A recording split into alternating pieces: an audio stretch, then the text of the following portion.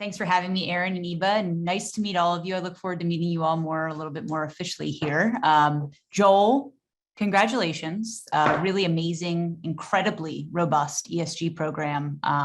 Great to see all the work and all the programs you're aligning with, and it's great to see you bring that to this group. So you really dove into the details. I'm going to come in a little higher level in my presentation as well, but it's really great to set the stage to see how robust an ESG program can be for a builder. So thanks for that, and congratulations again. So I'm Annie Bevan. I am the CEO and founder of a company called the Sustainability Management and Strategy Collaborative, SMSC for short. I've been in the sustainability industry for about 16 years now and really focus strongly and heavily in the built environment. My company, and I'll explain this a little bit more within a presentation here, and again, a little bit more informal, would love to hear from you, interrupt me, ask questions, have a conversation.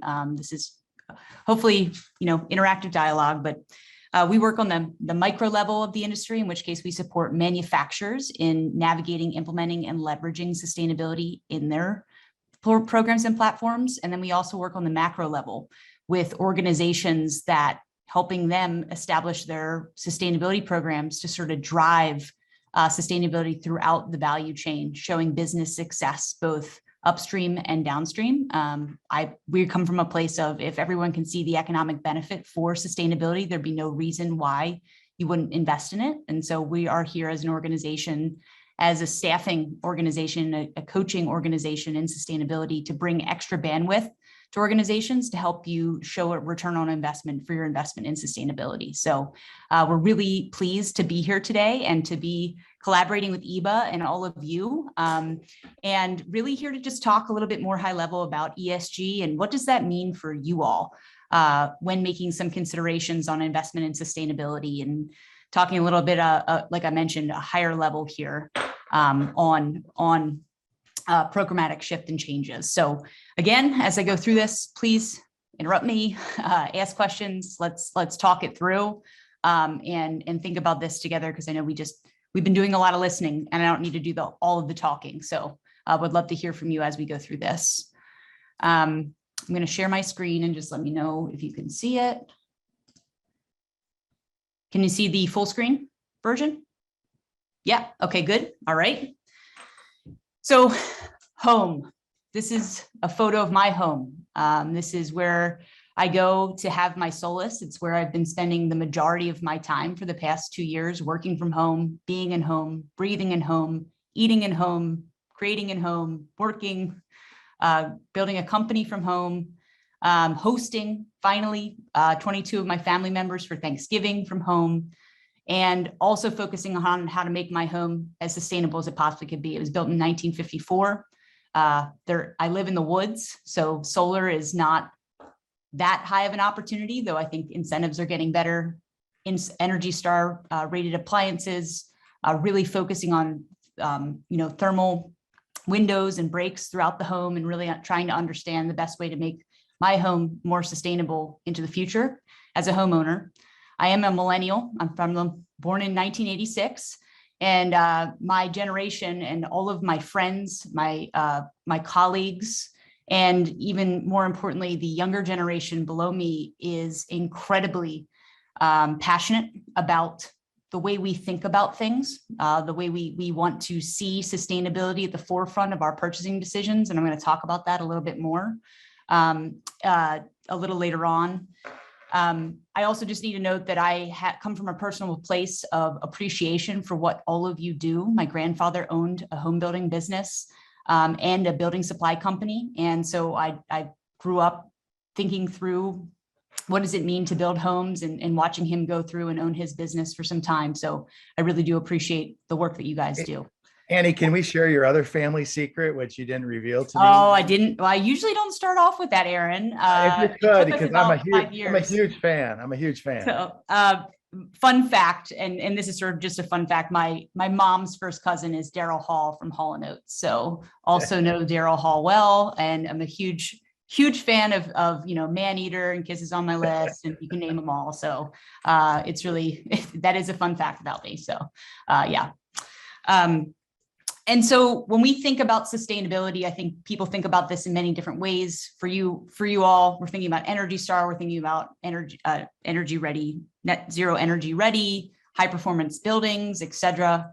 But what Joel did a really great job about is thinking about sustainability for a business and direct and indirect value of sustainability that isn't always thought about readily. So sustainability improves the various things that you see on the screen here. It drives then the business case, the value for your business can increase and the value of your homes can increase. And ultimately what it delivers is short and long-term value for the shareholders and society. It is not just only just the right thing to do. There is a significant amount of business value for investing in sustainability, not only in the what you build, but in your company, in your story in itself. And to think through some big facts, these are things that are very well known at this point in time, and I'm hoping this group has started to hear these things. 40% of all global carbon emissions are a result of the built environment. That's commercial and residential globally. We are the largest emitter of carbon in the world. We all have personal responsibility. We found ourselves in these jobs, in these roles, owning these companies to start to work towards a decarbonized society. How can we start to create products, start to create buildings, start to create homes that start to address a reduction in carbon impact, not only operationally, but in embodied carbon as well. So the products that you're using, how can we start to think about the difference in products? Building products, the supply chain of buildings equate to 11% of all global carbon emissions. So what products are you using within the homes you build? And how can we actually start to make different product decisions and collaborate to drive the residential manufacturers to start to reduce their carbon impact so you can in fact decarbonize the homes that you're building as well. This does not need to cost more money. We've seen it happen in the commercial building space, a driver of letters going out saying, if you don't have an EPD by X date, we're not going to specify you. And these types of actions, Aaron can talk to you about this day in and day out from his experience at Assa Abloy. These types of sincere stakes in the ground can really drive markets to holistically reduce the impact of residential homes within the United States. And I think that's an opportunity for this group to consider. And then something that I think the pandemic really helped us all realize, my sister, my grandmother, we now have talks about toxic chemicals together over the dinner table, things that we were never thinking about, the air we breathe prior to the pandemic. 90% of disease risk is a result of everyday exposures, things we touch, things we smell, things we, ingest through our skin. These are things that people are now considering and thinking about more and more and more, the ventilation rates, the windows, these things that home builders are frankly significantly more educated about because of the pandemic and the fact that more and more people are realizing that not everything is safe, and we need to all make more and better conscious decisions about the products we make, the products we buy, and the atmospheres that we exist in to be more safe and healthy. And the homes we now live in are the majority of time we spend together indoors. And I see that continuing for the foreseeable future with work from home, et cetera, continue to expand and not detract for the foreseeable future. So I was talking a little bit about millennials and Gen Z and where I'm coming from, where my friends are coming from, where my colleagues are coming from. I think the biggest change in culture is actually not the millennial generation, but the Gen Z generation that's coming up soon. 30% of all workers, the workforce, is going to be made up of the Gen Z generation by 2050, coming up very, very quickly. These I would call them kids, but this younger generation really, really, really cares. And they are the epitome of cancel culture. They will not work for someone. They will literally choose to not work. They will not buy. They will, try to reuse, reduce, recycle clothing, everything that they can get their hands on as much as possible, just part of the culture of this generation, because they were one of the generations first raised to realize that climate change is a humanity problem, and they are going to be the ones that need to solve this problem. And so they have really stepped up.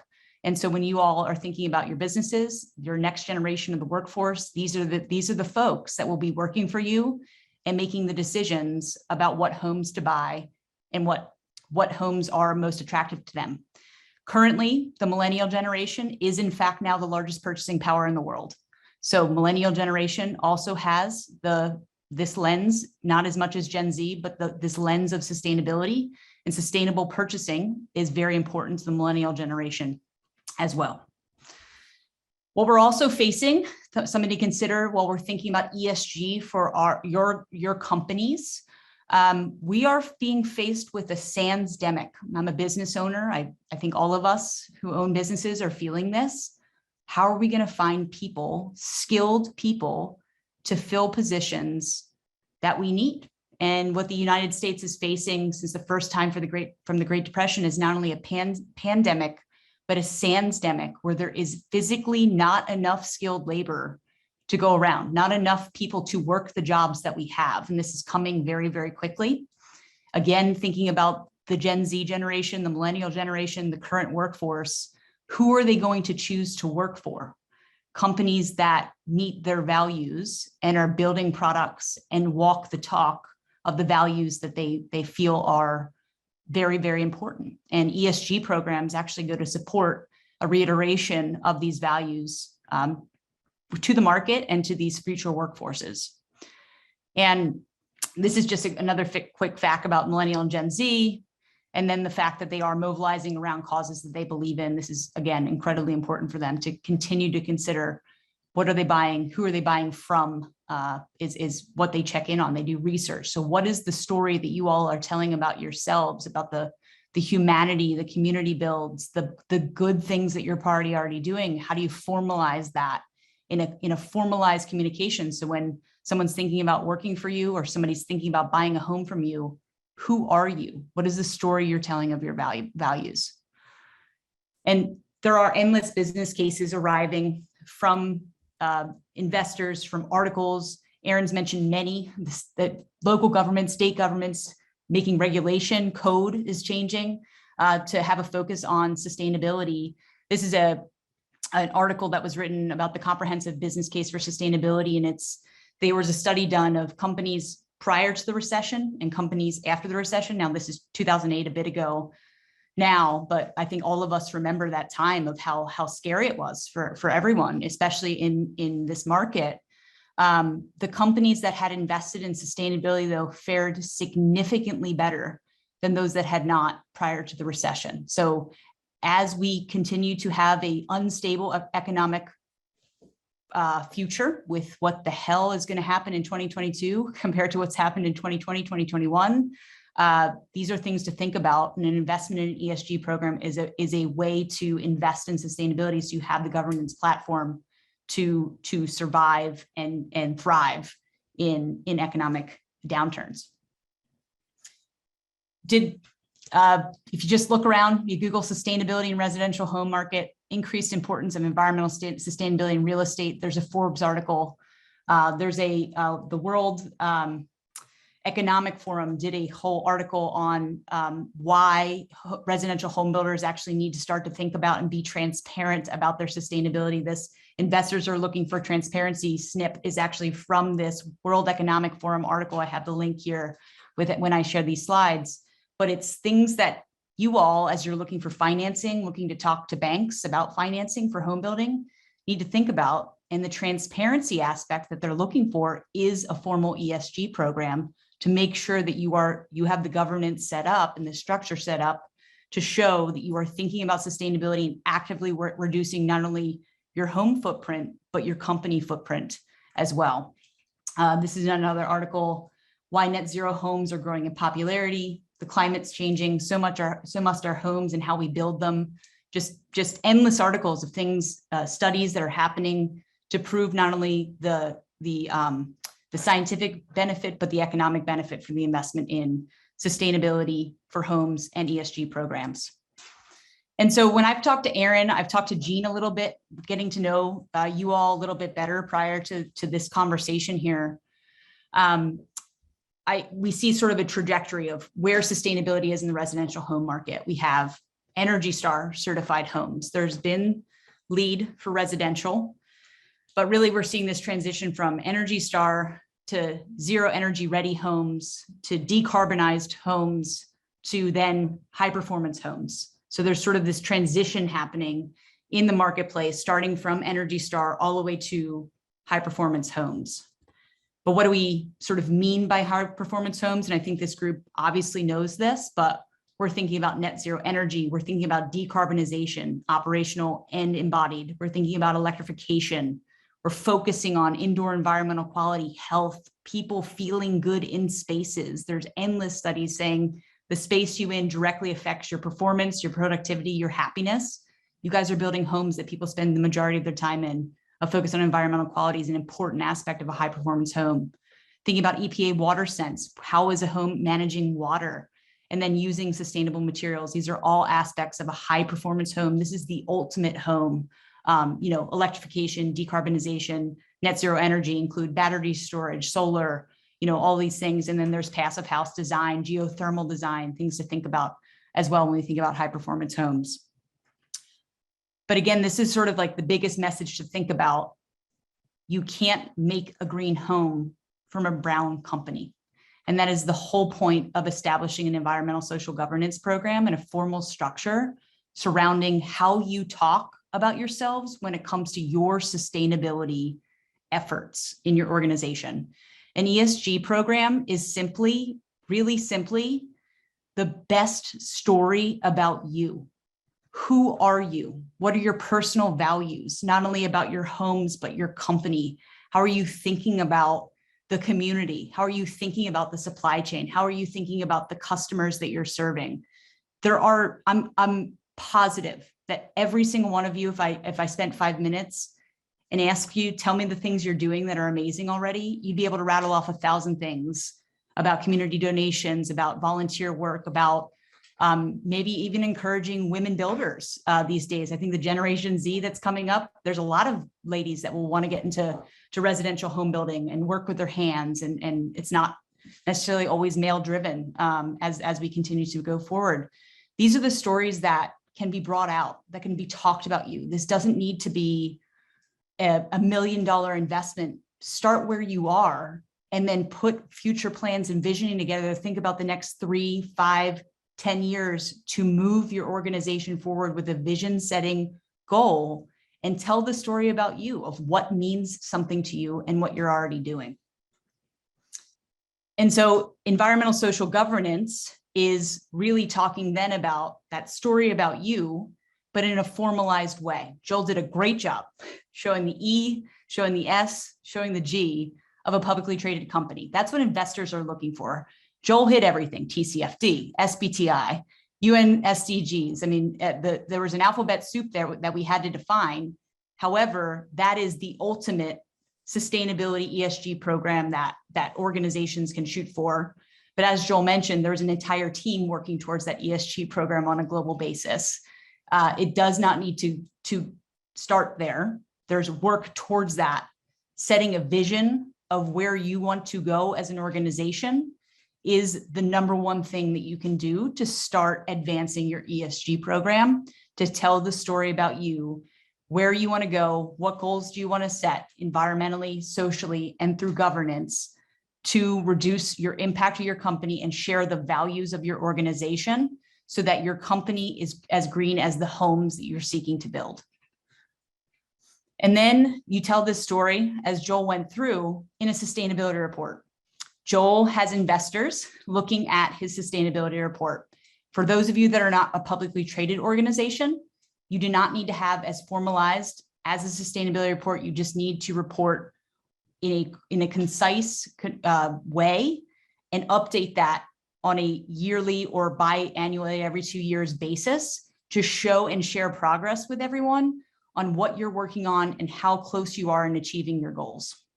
And so this is just more of a formal reporting of your ESG program. So it's the public way to more formally show that you have invested in sustainability and you're thinking about these things for the future. You're part of the change that we all want to see. And I think there's an opportunity here to compete. So I did a little research prior to this conversation. There's rankings, there's ratings, there's some large home builders out there.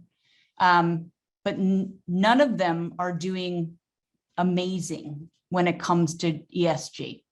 So if you look at DR Horton, they're really not doing well with workplace health and safety. They're not really doing well with employee ownership satisfaction, water conservation, carbon footprint. They are doing well on integrity of corporate governance. These are some things to like think about of how you stack up. How can you compare with these big guys? If you look at Lennar, they got a 7, Lennar, sorry. Yeah, Lennar, okay. Sorry about that. Still learning all the lingo here, but if you look at Lennar, they got a 17 out of 100 in terms of a score from a ESG rankings and ratings organization. This is based on and compared with 26,000 other companies. So there's room here. There's room here to show your thought process and your company values coming out personally and professionally to incentivize investors, incentivize banks to choose you to provide loans to over others. And this is coming. It might not be immediate, but if you are going to invest in an ESG program, now is the time to start to invest in an ESG program. And so I wanted to pause because the next part of this presentation is to talk a little bit about the how. I'm currently, and SMSC has just started to work with Thrive Home Builders, and we're really excited to start to work with Jean. We're working on a thoughtful process to take Thrive Home Builders through sort of this navigation strategy. What's the vision of their ESG program moving forward? Then what do we need to implement scientifically, environmentally, calculations? What goals do we need to set? And then how do we really work with Gene and his team to talk about this investment to the marketplace and see Thrive Home Builders get certain recognition in the marketplace for their investment in ESG. And so the rest of the presentation is really about how SMSC plans to work with Thrive or other home builders in the market. So I just wanted to open up to see if anybody had any thoughts, questions, feedback on what I just went over there.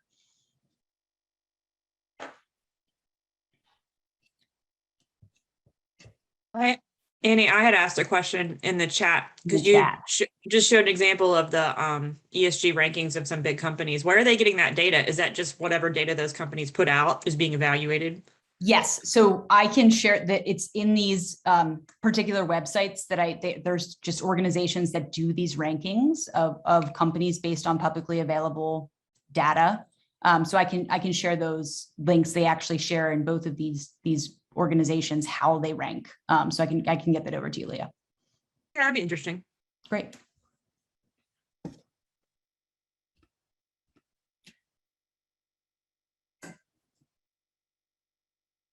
Any other questions here? Otherwise, I think Annie, we can move on. Okay, great.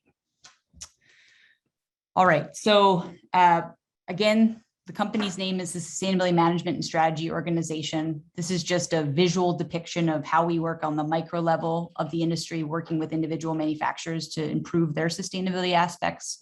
But then the macro level of the industry, we work for and collaboratively with all of these organizations that you see on the screen here to try and drive the business case or the market within these particular sectors to advance sustainability as a whole. And I think honestly, this group, particularly with EEBA, has a huge opportunity to change the entire residential market outlook when it comes to sustainable change up and down the value chain to the consumers, as well as down the supply chain to the building product manufacturers that you use in your buildings. And so we like to become organizations' sustainability task force. We can be brand ambassadors for organizations, so actually representing organizations as their sustainability leaders externally, in addition to focusing on implementing sustainability programs internally, or we could be internal coaches. So if you have a sustainability leader at your organization, but quite honestly, sustainability is not a one-person job. Aaron can certainly confirm this from his past roles of his life. But many times organizations only invest in one person as staff to be a sustainability leader. It is a job that is pretty robust and needs a lot of support. So we can also support sustainability leaders internally to just provide extra bandwidth to help execute sustainability programs overall. And like I mentioned, we have a 3 pillars of success model that we think about and we engage with organizations time over time. We think about sustainability and really like to start with navigating.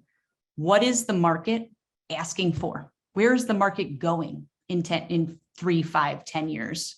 What are your competitors saying? How does what you already worked on compare to where others are, and actually start to measure and rank you compared to your competitors based on what the market is asking for when it comes to sustainability. And from this research and from this market analysis and quantification, there's a means to develop a strategic roadmap. How can we collectively set a vision for a sustainable future together? What is that vision for your organization? And then what are the actions that need to take place and the timing that needs to take place, low-hanging fruit all the way to high-hanging fruit, to take next steps when it comes to sustainable change. Then we can help you implement that sustainability plan through the various exercises that would need to happen. And then ultimately, what I think is most important is seeing the return on investment for your investment in sustainability. So how do you talk about sustainability? How does your sales team talk about it with customers? How do you market it? How do you message it? How do you do campaigns surrounding it? These are all things that can be helped now and into the future. And sustainability, as Joel mentioned too, not just a operations thing, not just a marketing thing, certainly not just a sales thing. It needs to be embedded holistically throughout the organization in a very proper governance structure to see success. And success, I think, to most people would be to determine there's an initial investment to invest in a program, any program. But the goal here is to see return on investment with impact reduction, which is the win-win-win, win for you, win for the planet, and win for your bottom line. And that's the ultimate goal of a sustainability program that I think is worth its weight. And so I'm not going to go through this in detail, but this is a little bit more detail that I'll provide as a follow-up. How do we get started? What's the navigate process? What's the output of this navigate process? What's the implementation process? What is the support that could be provided? And then how do we think about leveraging? How do we talk about this? How do we put you in the right places with the right people to make sure that you're getting recognized for your investment? And so I did want to just think through what are some overall thoughts. I'd love to hear just even thoughts, not questions, from everyone on this topic. Where are you? Where are you coming from? And then throwing around some ideas with Jean and Aaron. Could we develop a residential builder sustainability reporting framework together? Could we do this together? Is there an idea is there a little mark? Aaron, I didn't run this by you, but could EEBA put together a little certification saying that you have invested in ESG, you're thinking about homes as a high performance home. Here's a sort of a little certification to show your company's thinking about sustainability at your company and also within the homes you build. So I think that there's some really cool things this group could do together through EEBA, and just wanted to open the conversation to see if anyone had any thoughts or any feedback on these ideas here as well.